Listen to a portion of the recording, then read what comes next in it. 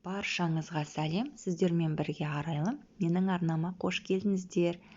Мен бүгін сіздермен бауырдан жасалатын торттың рецептісімен бөлісемін.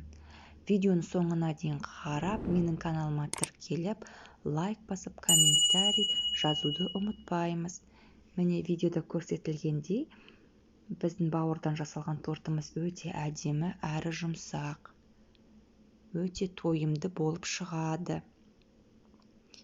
Енді кезекте біз ең басты салмаларымызды дайындап алайық. Оған біз бауырымызды мен ет тартқыш машинадан өткіздім. Сіздер блендердің көмегімен езіп алсаңыздар болады. Барлық қажетті заттар видеоның соңында описанияда көрсетілген. Барлығын салып, араластырып, қоймалжын массамызды дайындап аламыз. Дәл видеодағыдай болу қажет. Ендігі кезекте табамызды отқа қойып, ең бірінші салмамызды салғанда майлап аламыз. Екінші рет салғанда уже қажетті болмайды. Видеода көрсетілгендей блинчиктарымызды дайындаймыз.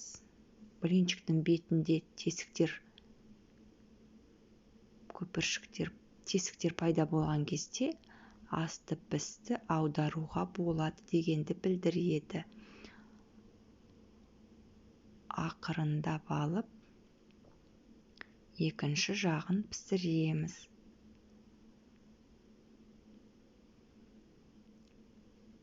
Осылай рет-ретімен әрбір блинчигімізді пісіріп аламыз. Әрбір блинчикті құяр алдында табамызға салатын массамызды араластырып отыруды ұмытпаймыз. Өйткені бауырларымыз төмен түсіп кетуі мүмкін массамыз.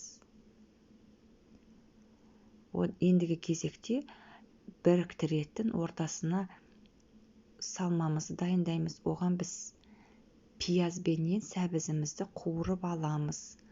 Қуырылған массаға біз чесногымызды, бұрыштарымызды және майонезбен араластырдым. Сіздер өздеріңізге ұнайтын салмаларыңызды қосуға болады. Аскөк, паприка сияқты. Тәрелкеге тортымызды жинаймыз. Әрбір слойдың ортасына өйстіп салмамызды салып, тегістеп жайып аламыз.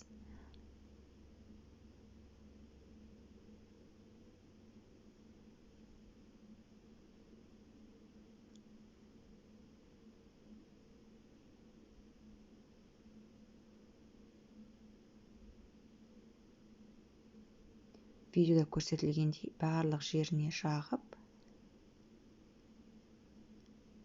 тортымызды жинап аламыз.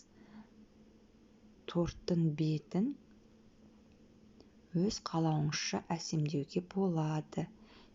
Мен майонезбен әсемдеп қойдым. Мінекей біздің бауырдан жасалған тортымыз әп-сәтте дайын болды. Астарыңыз дәмді болсын.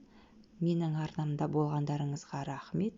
Әлі де талай оңай әрі жылдам жасалатын рецепттермен бөлісетін боламын. Ас болсын. Сіздерге рахмет.